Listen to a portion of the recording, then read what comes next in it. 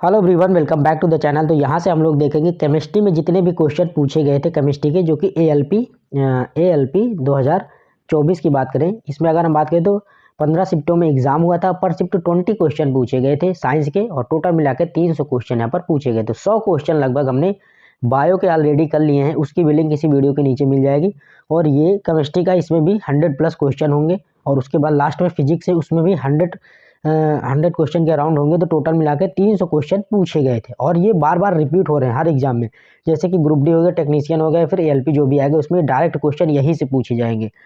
तो अगर आप लोग चैनल पे नए हैं तो वीडियो को लाइक करके चैनल सब्सक्राइब कर लीजिएगा, और इसकी पीडीएफ आप हमारे टेलीग्राम चैनल से जाके फ्री ऑफ कॉस्ट डाउनलोड कर सकते हैं। टेलीग्राम चैनल की लिंक इसी वीडियो के नीचे डिस्क्रिप्शन बॉक्स में मिल जाएगी। तो चलिए स्टार्ट करते हैं। पहला क्वेश्चन है कि सहसंयोजक रूप यानी कोवेलेंटरी बॉन्डेड में से आबंधित यौगिकों का क्वथनांक कम क्यों होता है? तो इसका करेक्ट आंसर हो जाएगा अणुओं के भीतर प्रबल सहसंयोजक आबंध होता है, किंतु अंतर आणविक जो बल होता है वो दुर्बल होता है। नेक्स्ट अगले क्वेश्चन की ओर बढ़ते हैं। अगला क्वेश्चन था कि निम्नलिखित में से किसमें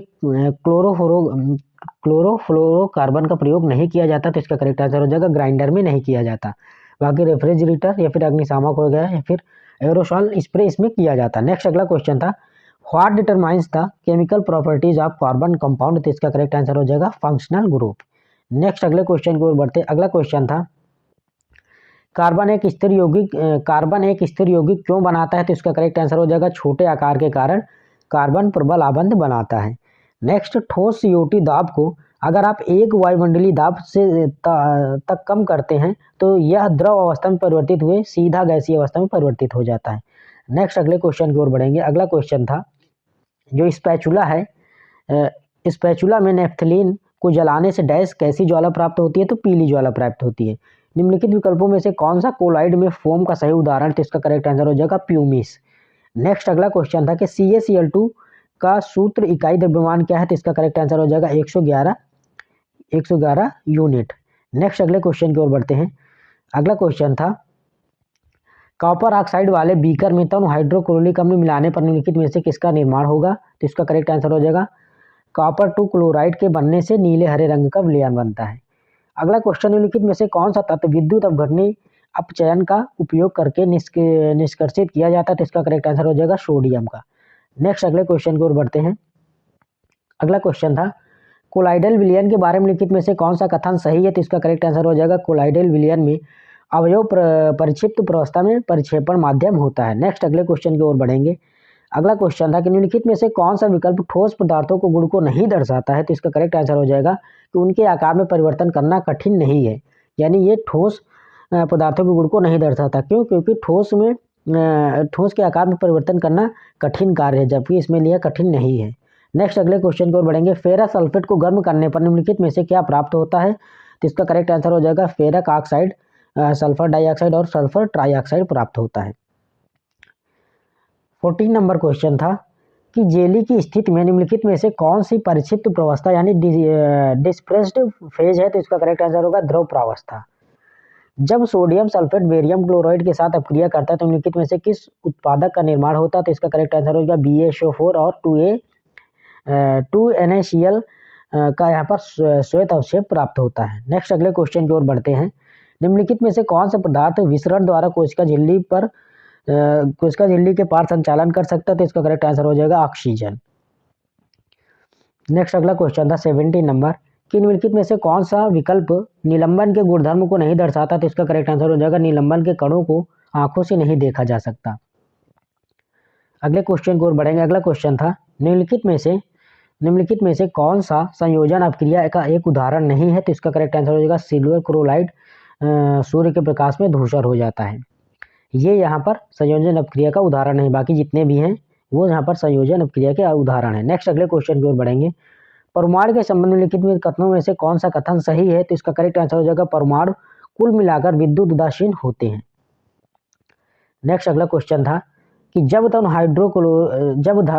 तनु हाइड्रोक्लोरिक अम्ल को कॉपर ऑक्साइड की थोड़ी मात्रा वाले बीकर में मिलाया जाता है तो कौन सा यौगिक बनता है? तो इसका करेक्ट आंसर हो जाएगा कॉपर 2 क्लोराइड बनता है। नेक्स्ट अगला क्वेश्चन है निम्नलिखित में से किस घटना में एक ठोस द्रव में परिवर्तित हो जाता है? तो इसका करेक्ट आंसर हो जाएगा विखंडन यानी फ्यूजन में। अगला क्वेश्चन है, जब अम्ल को जल में मिलाया जाता है तो क्या होता है? तो इसका करेक्ट आंसर हो जाएगा, इसमें प्रति इकाई आयतन में हाइड्रोजन आयनों की सांद्रता में कमी आ जाएगी। नेक्स्ट अगले क्वेश्चन की ओर बढ़ेंगे। अगला क्वेश्चन था, एक आवेश में कितने इलेक्ट्रॉन होते हैं? एक यानी एक कार्बन आवेश में कितने इलेक्ट्रॉन होते हैं? तो इसका करेक्ट आंसर हो जाएगा 6 × 10⁻18 इलेक्ट्रॉन। निम्नलिखित में से कौन सा इमल्सन का एक उदाहरण है? तो इसका करेक्ट आंसर हो जाएगा फेस क्रीम इमल्सन का एक उदाहरण है। नेक्स्ट अगला क्वेश्चन था, निम्नलिखित में से किस यौगिक को तैयार करने के लिए क्लोर क्षार प्रक्रिया का उपयोग किया जाता है? तो इसका करेक्ट आंसर हो जाएगा NaOH + Cl2 का।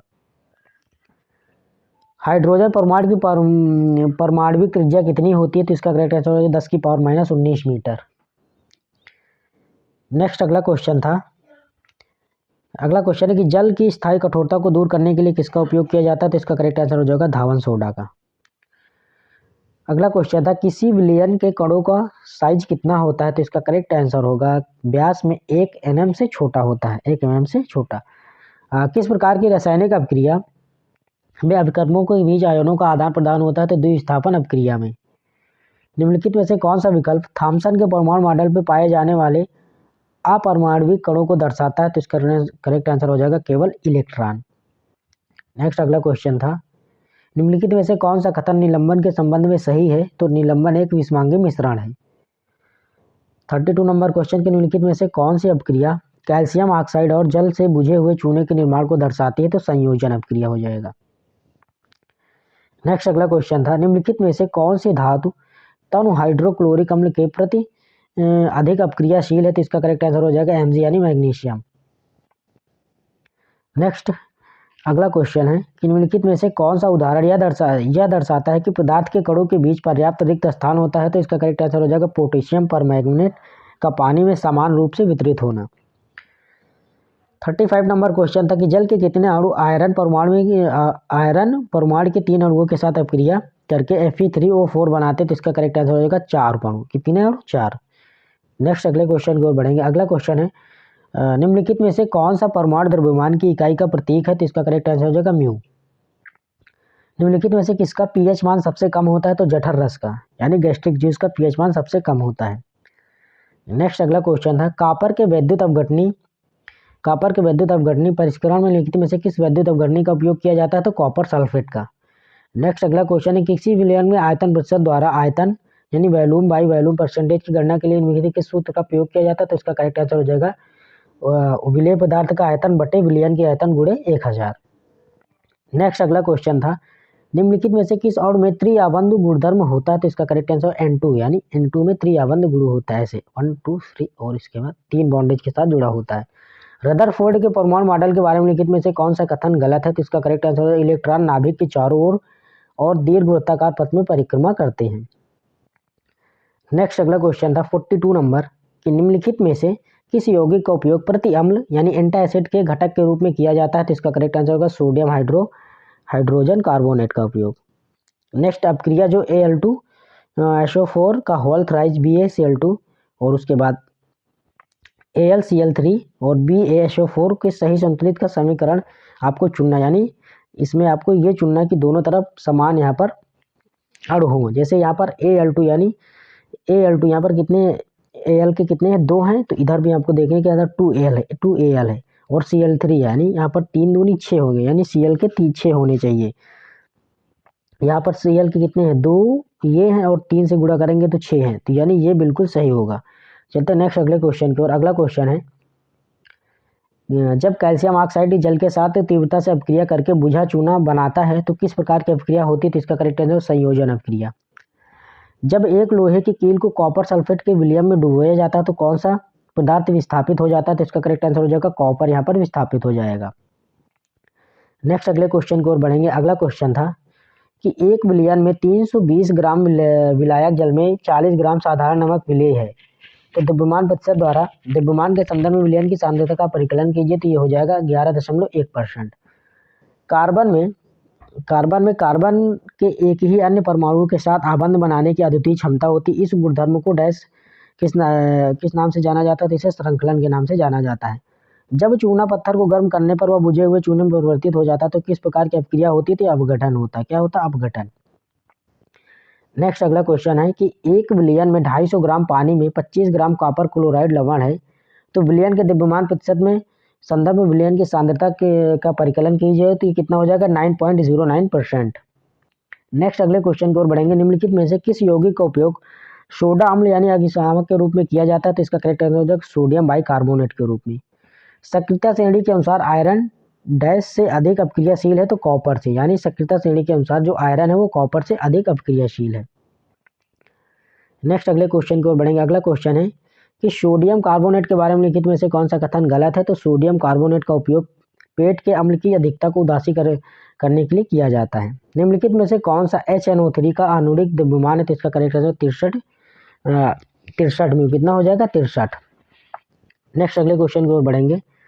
अगला क्वेश्चन है निम्नलिखित में से किस विलयन की पहचान उसकी गंध से की जाती है, तो इसका करेक्ट आंसर हो जाएगा जल में डेटॉल से की जाती है। नेक्स्ट 1 विलियन में 120 ml पानी है और 40 ml विलियन में के आयतन प्रतिशत के आधार पर सांद्रता का परिकलन कीजिए, कितना हो जाएगा 25%, कितना होगा 25%। नेक्स्ट अगले क्वेश्चन की ओर बढ़ेंगे। अगला क्वेश्चन है निम्नलिखित में से किस प्रकार की अभिक्रिया में अभिकारकों के बीच आयनों का आदान प्रदान होता है, तो इसका करेक्ट आंसर होगा द्विविस्थापन अभिक्रिया में। 57 नंबर क्वेश्चन था कि शुष्क बुझे हुए चूने पर क्लोरीन की क्रिया से निम्नलिखित में से किसका निर्माण होता है, तो विरंजक चूर्ण का। किसका? विरंजक चूर्ण का। नेक्स्ट अगला क्वेश्चन था कि CuO और NH3 और इसके बाद उत्पाद जो बना वो Cu plus N2 plus H2 का सही संतुलित अभिक्रिया का चयन कीजिए। देखो यहाँ पर कॉपर के कितने हुए 3 हैं कॉपर के, तो यहाँ पर कितने, यहाँ पर भी 3 है। फिर यहाँ पर देखिए O के 3 ये हो गए, तो यहाँ पर O के 3 होने चाहिए, तो ये देखो O के 3 है। फिर यहाँ पर 2NH3 यानी H के 6 होने चाहिए, तो H के यहाँ पर 6 हैं, तो 2 ये है, 3 से मल्टीप्लाई करेंगे तो 6 हो जाएगा, और 2N यहाँ पर और 2N यहाँ पर है, तो ये बिल्कुल सही हो जाएगा। नेक्स्ट अगले क्वेश्चन की ओर बढ़ेंगे। अगला क्वेश्चन निम्नलिखित में से कौन सा यौगिक असंतृप्त है, तो इसका करेक्ट आंसर होगा C2H4। निम्नलिखित में से कौन सा एक संतृप्त कार्बन यौगिक है, तो इसका करेक्ट आंसर एल्केन एक संतृप्त कार्बन यौगिक है। जब हाइड्रोक्लोरिक अम्ल जल के साथ अभिक्रिया करता है तो निम्नलिखित में से क्या प्राप्त होता है, तो H3O प्लस और Cl- दोनों प्राप्त होंगे। नेक्स्ट अगला क्वेश्चन था कि निम्नलिखित में से कौन सा विकल्प उन धातुओं को दर्शाता जो ठंडे जल के साथ अभिक्रिया नहीं करती है, तो इसका करेक्ट आंसर होगा एल्युमिनियम, आयरन और जिंक।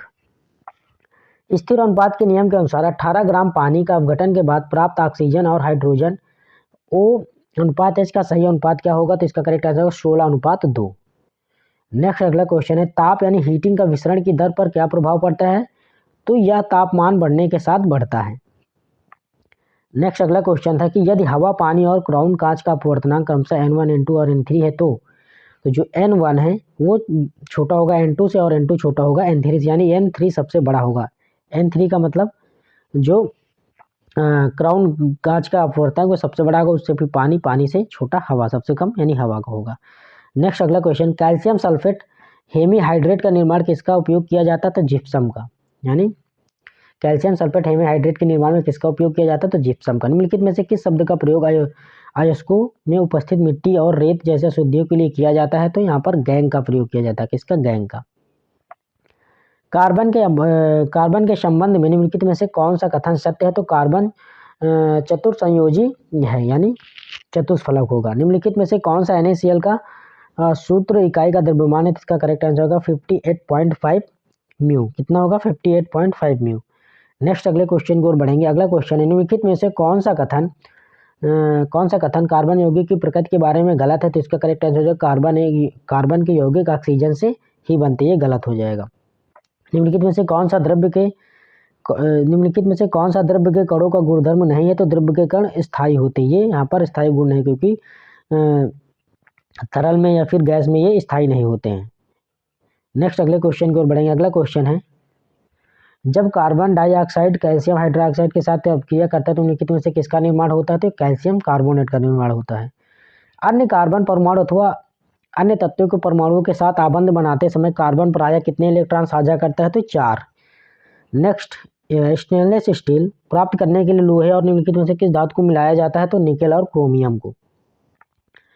अगला क्वेश्चन है कैल्शियम कार्बोनेट और जल बनाने के लिए कैल्शियम हाइड्रोक्साइड के माध्यम से कौन सी गैस प्रवाहित की जाती है, तो कार्बन डाइऑक्साइड गैस। जिप्सम को 373 केल्विन पर गर्म करने पर निम्नलिखित में से कौन सा यौगिक प्राप्त होता है? तो CaSO4 यानी हाफ H2O, ये क्या प्लास्टर ऑफ पेरिस प्राप्त होगा। अब क्रिया Fe plus H2O plus Fe3O4 plus H2 के सही संतुलन को यहाँ पर समीकरण विकल्प चुनना, यानी जितने अणु इधर होने चाहिए और उतने ही अणु यहाँ पर होने चाहिए। जैसे यहाँ पर 3Fe यहाँ पर 3 है, Fe के कितने हैं 3, तो यहाँ पर भी देखोगे 3 है Fe की। O4 O के यहाँ पर हम देखें O के कितने हैं 4 हैं, तो यहाँ पर O4 है। और उसके बाद 4H2 है, यानी यहाँ पर देखो 4 दूनी 8 हो गया H के, तो ये भी 4 दूनी 8, तो ये बिल्कुल करेक्ट हो जाएगा। नेक्स्ट अगले क्वेश्चन की ओर बढ़ेंगे। अपने सभी अपूर्ण रूपों में कार्बन ऑक्सीजन में दहन करके डैश देता है, क्या देता है? कार्बन डाइऑक्साइड देता है। कार्बन द्वारा निर्मित सबसे सरल यौगिक की पहचान कीजिए जिसका उपयोग व्यापक रूप से ईंधन के रूप में किया जाता है, तो इसका करेक्ट आंसर हो जाएगा मीथेन। निम्नलिखित में से कौन सा विकल्प नीचे दी गई अपक्रिया को उत्पादन को दर्शाता है? तो MnCl2 Cl2 और 2H2O। नेक्स्ट अगले क्वेश्चन की ओर बढ़ेंगे। अगला क्वेश्चन था निम्नलिखित में से कौन सा कथन गलत है? तो इसका करेक्ट आंसर हो जाएगा जब वर्षा का जल pH 5.6 से अधिक होता है तो उसे अम्लीय वर्षा कहते हैं, तो गलत है क्योंकि 5.6 से नीचे होगा तब अम्लीय वर्षा होगी। नेक्स्ट अगला क्वेश्चन है निम्नलिखित में से कौन सी संख्या कैल्शियम के परमाणु द्रव्यमान को दर्शाती है? तो इसका करेक्ट आंसर हो जाएगा 40 म्यू, यानी 40 म्यू कैल्शियम के परमाणु द्रव्यमान को दर्शाते हैं। निम्नलिखित में से कौन सा कथन गलत है? तो अस्पतालों में दिए जाने वाले ऑक्सीजन सिलेंडर में संपीड़ित गैस नहीं होती, ये गलत होगी क्योंकि जो सिलेंडर होते हैं इसमें संपीड़ित गैस यानी ऑक्सीजन भरी होती है। नेक्स्ट अगले क्वेश्चन है कि सभी द्रव और गैसें डैश हैं, तो एक तरल हो जाएगा, यानी सभी जो द्रव हैं और गैसें वो क्या है? एक तरल है। निम्नलिखित में से कौन सा एल्कीन का सामान्य सूत्र है? तो CnH2n, ये एल्कीन का सामान्य सूत्र होगा। कार्बन की संयोजकता क्या है? तो कार्बन की संयोजकता 4 होती है। अगला क्वेश्चन था निम्नलिखित में से कौन सा विकल्प द्रवों के गुणधर्म को नहीं दर्शाता है? तो द्रवों का आयतन निश्चित होता है। नेक्स्ट द्रव्यमान संरक्षण के नियम के अनुसार निम्नलिखित में से कौन सा कथन सही है? तो इसका करेक्ट आंसर हो जाएगा कि रासायनिक अपक्रिया में द्रव्यमान का ना तो सृजन किया जा सकता और ना ही नष्ट यानी विनाश किया जा सकता है। नेक्स्ट अगला क्वेश्चन था 89 नंबर की जल के अणु में हाइड्रोजन व ऑक्सीजन अणुओं का द्रव्यमान का अनुपात H/O में निम्नलिखित में से कौन सा सही है? तो 1:8, यानी H2O, यानी इसका यहाँ पर अनुपात पूछ रहा है, तो कितना होगा? 1:8, क्योंकि H का क्या होता है? एक अणु का बात हो रहा है, तो 8 है, यहाँ पर O का कितना होगा? 8। नेक्स्ट अगले क्वेश्चन को बढ़ेंगे। निम्नलिखित में से कौन सा विस्मांगी मिश्रण का एक उदाहरण है? तो जल में घुला हुआ तेल ये एक विस्मांगी मिश्रण का उदाहरण। नेक्स्ट एक निम्नलिखित में से किस धातु को चाकू से नहीं काटा जा सकता? तो कॉपर को नहीं काटा जा सकता, बाकी लिथियम, सोडियम और पोटेशियम को चाकू से काटा जा सकता है। नेक्स्ट अगला क्वेश्चन था कि अम्ल और क्षार के बीच अपक्रिया से कौन सा उत्पाद बनता है या फिर बनते हैं? तो लवण और जल बनता है। नेक्स्ट अगला क्वेश्चन था कि what type of reaction takes place when a single reactant breaks down into simple products? इसका करेक्ट आंसर होगा डिकम्पोजिशन होता है। निम्नलिखित में से किसका प्रयोग पीने के जल के कीटाणुओं के मुक्त करने के लिए किया जाता है? तो विरंजक चूर्ण का। किसका? विरंजक चूर्ण का। नेक्स्ट अगले क्वेश्चन की ओर बढ़ेंगे। अगला क्वेश्चन के निम्नलिखित में से कौन सा कार्बन यौगिक एल्कोहल के रूप में वर्गीकृत है? तो प्रोपेनॉल। क्या? प्रोपेनॉल। निम्नलिखित में से कौन सी जो अधातु एक द्रव है? तो इसका करेक्ट आंसर होगा ब्रोमीन एक द्रव है। नेक्स्ट अगले क्वेश्चन की ओर बढ़ेंगे कि धातुओं के संबंध में निम्नलिखित में से कौन सा कथन गलत है? तो सीसा और पारा तुलनात्मक रूप से सुषमा के सुचालक होते हैं। ठोस पदार्थों के तापमान में वृद्धि करने पर क्या होगा? तो कणों की गतिज ऊर्जा बढ़ जाएगी, यानी ठोस पदार्थों को अगर हम गर्म करेंगे तो इनकी गतिज ऊर्जा बढ़ जाएगी। नेक्स्ट अगले क्वेश्चन की ओर बढ़ेंगे। निम्नलिखित में से कौन सा विस्मांगी विलयन का एक उदाहरण है? तो तेल और पानी का मिश्रण एक विस्मांगी मिश्रण का उदाहरण है। ऑक्सीजन अणु एक क्या है? द्विपरमाणुक अणु होगा। ऑक्सीजन अणु क्या होगा? द्विपरमाणुक अणु होगा। निम्नलिखित में से कौन सा समांगी मिश्रण का एक उदाहरण नहीं है? तो जल और जल में तेल एक समांगी मिश्रण का उदाहरण है कि जल में घुला हुआ लवण या जल में घुली हुई चीनी या फिर जल में कॉपर सल्फेट का चूर्ण, ये सभी समांगी मिश्रण होगा। निम्नलिखित में से निम्नलिखित कथन के लिए सही नियम का चयन कीजिए। तो किसी रासायनिक अपक्रिया के दौरान द्रव्यमान को ना तो सृजन किया जाता और ना ही विनाश किया जा सकता है, तो द्रव्यमान संरक्षण के नियम के अनुसार। नेक्स्ट अगला क्वेश्चन था, तो ये था लास्ट क्वेश्चन, यानी 102 नंबर। ये यहाँ तक हमने पूरे ऑल केमिस्ट्री के जितने भी क्वेश्चन 102 यानी 102 पूछे गए थे। इसके पहले हमने बायो के देख चुके हैं जो कि 90+ क्वेश्चन थे। लास्ट बचा फिजिक्स के, जिसमें भी अराउंड 100+ क्वेश्चन होंगे और इसको कंप्लीट करते हैं। तो जितने भी ALP का एग्ज़ाम हुआ था यानी 2024 में 15 शिफ्ट ऑल 15 शिफ्ट और 20 के हिसाब से 300 साइंस के प्रश्न कंप्लीट हो जाएंगे।